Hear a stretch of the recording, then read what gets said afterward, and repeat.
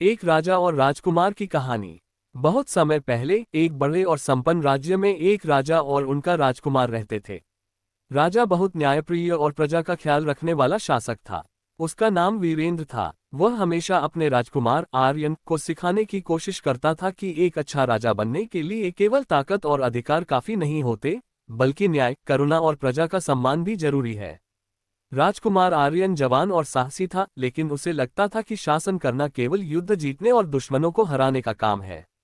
एक दिन राजा ने महसूस किया कि आर्यन को ये समझाने के लिए कुछ अलग करना होगा।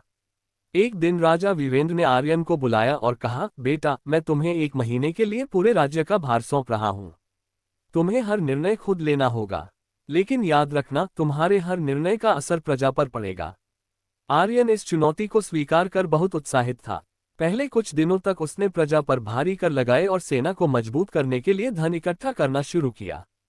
हालांकि जल्द ही उसे महसूस हुआ कि प्रजा दुखी हो रही है। लोग उससे शिकायत करने लगे कि वे अपना पेट भरने के लिए भी संघर्ष कर रहे हैं।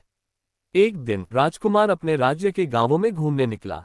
वहां उसने देखा कि लोग भूखे हैं, खेत सूखे पड़े हैं और बच्चों के पास पढ़ाई के साधन नहीं है। उसकी आत्मा को गहरा झटका लगा। उसने तुरंत अपनी गलती सुधारने का फैसला किया। उसने कर कम किए, किसानों को बीज और पानी की सुविधा उपलब्ध कराए और बच्चों की पढ़ाई के लिए स्कूल खुलवाए। अब उसकी समझ में आया कि एक अच्छा राजा वही होता है जो अपनी प्रजा की भलाई के लिए काम करे। जब 1 महीना पूरा हुआ तो राजा वीरेंद्र ने देखा कि उसका बेटा अब एक समझदार और दयालु शासक बन चुका है। उसने आर्यन को गले लगाया और कहा, बेटा, अब मुझे यकीन है कि तुम मेरे बाद इस राज्य को सही तरीके से संभालोगे। उस दिन से राजा और राजकुमार ने मिलकर राज्य को और भी समृद्ध और खुशहाल बनाया। एक शासक को अपनी प्रजा की भलाई को हमेशा प्राथमिकता देनी चाहिए। ताकत और